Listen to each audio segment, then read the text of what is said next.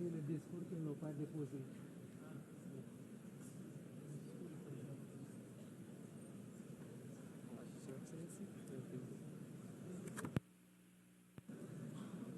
Monsieur le co-président, chers collègues, Monsieur le secrétaire général des Nations Unies, Mesdames, Messieurs, je salue le leadership de la France et de l'Arabie Saoudite, ainsi que l'engagement de tous ici présents pour la cause palestinienne. Cette conférence se tient au moment où la conscience universelle est profondément bouleversée par la situation insoutenable à Gaza, une situation qui a dépassé toutes les limites. Nous assistons à une tragédie indescriptible, aux allures d'un nettoyage ethnique. Devant tant d'inhumanité, se taire, ne pas agir, ce n'est pas une option. Ce serait même une complicité passive. Nous sommes là pour rappeler le sens des principes fondateurs des Nations Unies, la souveraineté des peuples, l'égalité des droits, la paix par la justice, le respect du droit international et la protection des populations civiles, même en temps de guerre.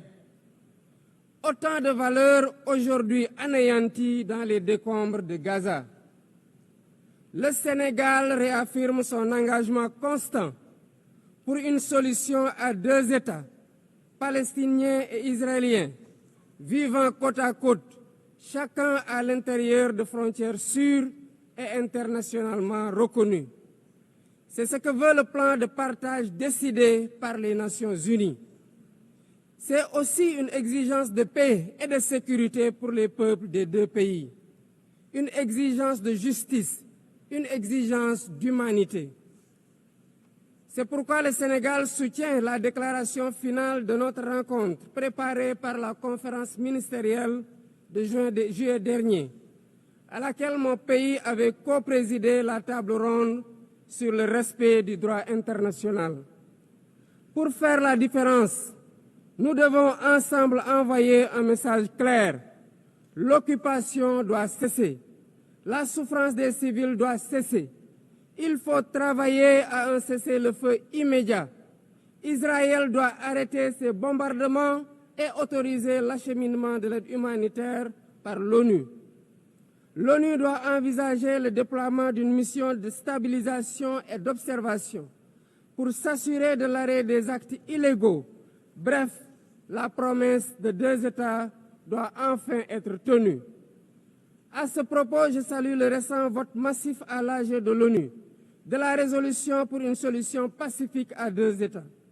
Le Sénégal salue aussi la décision historique des pays ayant décidé de reconnaître aujourd'hui l'État palestinien. Président du Comité pour l'exercice inaliénable des droits du peuple palestinien, le Sénégal continuera de s'associer à toute initiative visant à favoriser le retour à une paix durable en terre palestinienne. J'en appelle à la conscience universelle. Il ne s'agit pas ici de choisir un camp contre un autre, mais de défendre la vie, de faire entendre la voix de la raison et du droit, et de préserver ce qui fait notre humanité commune, la capacité d'empathie, de justice et de solidarité. Il est temps de prendre des mesures concrètes pour la création d'un État palestinien viable. Je vous remercie.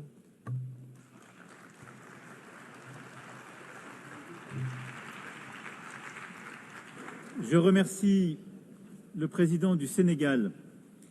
Je donne à présent la parole au prince souverain de Monaco.